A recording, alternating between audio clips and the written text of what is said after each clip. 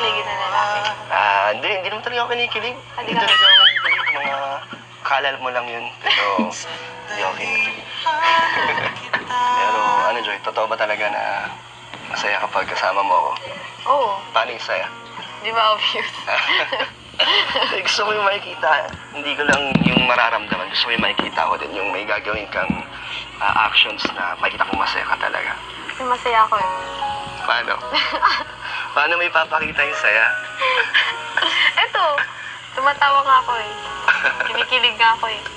Kinikilig ka na yan kahit wala pa akong ginagawa. Oo. Paano pa yan pag maging sweet ako sa'yo? Ano bang gusto mong gawin ko para patunayan kong masaya ako? Ayoko ma-reject na naman ako kasi nakaraan eh. Nag-request nga ako ng isang kiss mo tapos tinanggihan mo. Kaya antay na lang kitang ikaw na lang mag-first move. Hug na lang. Kasi stress din ako eh. Wow, ikaw na nag-request ng hug? Hindi nga totoo? Parang nabigla naman ako na okay lang sa'yo na mag-hug tayo para pangpatanggal ng Kasi comfort natin yung isa't isa. Ganun. Parang ang pahinga natin. Yung isa Wala, isa. nag-vlog ko. Oo ba?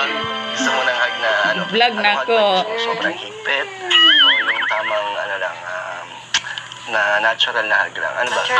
Natural na hug yung higpit. Yung nagigigil. Sige lang, download na copyright man.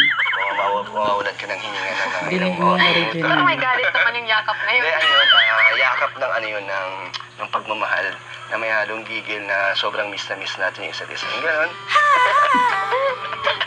So, anong gusto mo? Game na, ready na ako. Mamaya na lang pala. Oh, Bago ng isip ko. bilis naman ang magbago ng isip mo. Bakit mamaya, mag-aantayin mo na naman ako tapos sasabihin mo, next time na naman. Hindi, mamaya nga. Mamaya na lang. Sige, lagi mo na lang pinapasabi. So, kung mamaya pa, ang hug na yun, yung mahigpit na, kasi sabik na akong yakapin kay. Kaya, ganun yung yakap mamaya. Doon maganda doon mag-moment. Parang maganda yung view, no? Kaya nga sabi ko mamaya na lang. Sige, gusto mo doon, nakikita mo yun? Yung itim na bote na yun? Ano yun? Ano sa tingin mo yun? Coke? Ako. Akala ko. Ha? Toyo ba yun? Kasi ang ibabalot ko kasi sana, Joy, ayun ko, malaki kang toyo. Maganda. Sige, doon tayo mamaya. Ang cook na yung toyo. Doon, mas maganda doon. Kasi may toyo. Marami ka nun. Pero di ko pa naman nakikita yung side mong ganyan, no? Yung medyo tinotoyo ka, no? Ano bang mangyayari pag tinotoyo ka? Mainit yung ulo mo, ganun. Kasi siyempre gusto ko rin maraman yung side mo na hindi lang puro yung sweet side mo. Gusto ko yung mga mga flaws mo. Siyempre, kahit ano yan, di ba, kung talagang mahal naman yung isa't isa, tatanggapin. Wala ka pa naman ginagawa ng nakakainis. Lagi lang mo gawas ang tuyo sa babae nga kung may ginawa. Nilalabas lang, di mo alam, di ka naman naiinis. Hindi naman. Masaya nga ako eh. Kahit sa pag-busy ka, nag-chat ako, minsan tumatawag ako kasi hindi ka naiinis. Hindi. Okay lang.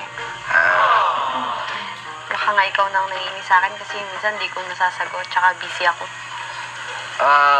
Pag ganun, minsan, syempre iniisip ko kung anong oras na para alam ko kung ano yung ginagawa mo. Kaya pag busy ka, alam ko naman yung mga oras na kung kailan ako tatawag sa'yo. Pag break time mo or pag gabi, okay lang. Hindi naman ako demanding. Talagang